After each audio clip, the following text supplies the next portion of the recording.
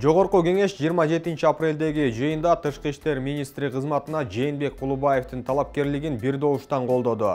Депутаттар талкууда чек ара, кара тизмеге кирген мигранттар, Кыргызстандын чет өлкөлөрдөгү элчилери жана ошондой эле кадр тандоого байланыштуу маселелерди көтөрүштү. Кулубаев 23 апрелден тартып Тышкы иштер министринин милдетин аткарууда. 22 апрелде мурдагы Тышкы иштер министри башка ишке өткөнүнө байланыштуу деген негизде Руслан Казакбаев кызматынан кеткен. 59 жаштагы Жээнбек Кулубаев 2021 жылдын август айынан бери президенттин администрациясынын тышкы саясат бөлүмүн жетектеп келген. Ага чейин Тышкы иштер министрлигинде бир катар жооптуу кызматтарды аркалаган. Ошондой эле Кыргызстандын Малайзиядагы, Кытайдагы, Казакстандагы элчиси болгон. Президент Садыр Жапаровдун басма сөз катчысы Эрбол Султанбаев Орозо айтты белгилөөгө бийлик тыюу салганы тууралуу маалыматтар негизсиз экендигин билдирди. Ал 27 апрелде Facebook'тагы баракчасына, мессенджерлерде жана социалдык тармактарда Орозо айтты майрамдоого, бул күнү мал союуга бийлик тыюу салды делген аудио тасма тарап жатат. Бул аудио жазуу чагымчыл экенин жана чындыкка дал келбестигин билдирем. Коомчулукта адаштырбоону жана өлкөнүн тийиштүү мыйзамдарына ылайык жалган, чагымчыл маалыматтарды тараткандыгы үчүн жоопкерчилик бар экендигин эске салабыз деп жазды. Быйылкы Орозо айт майрамы 2 майда белгиленет. Орусия президентинин администрация башчысынын орун басары Дмитрий Казак өткөн жумада Кыргызстанга келип кеткени маалым болду. Бул тууралуу Азаттык радиосуна бир нече булак ырастагандыгы айтылды. Казактын бул сапары тууралуу Бишкекте, Москвада расмий маалымат тарата элек. Азаттык радиосу президент Садыр Жапаровдун басма сөз катчысы менен байланышып комментарий ала албагандыгын жазды. 19 апрелде Темиров Лайв каналы Манас эл аралык аэропортуна Орусиянын атайын кызматына таандык болушу мүмкүн деген АН-48 учагы 6 апрелде конуп, 8 апрелге чейин турганы тууралуу маалымат жарыялаган. Анда бул учак Кыргызстанга буга чейин дагы 2 жолу келгени белгиленет. 2020 жылы октябрь окуяларынын тушунда 12 октябрда Кремлдин өкүлү Казак Кыргызстанга ошол учак менен келгенин журналисттер аныкташкан. 5 мартта Кыргызстандын тышкы иштер министри Руслан Казакбаев Москвада Казак менен жолугуп Украинадагы кырдаалды талкуулаган.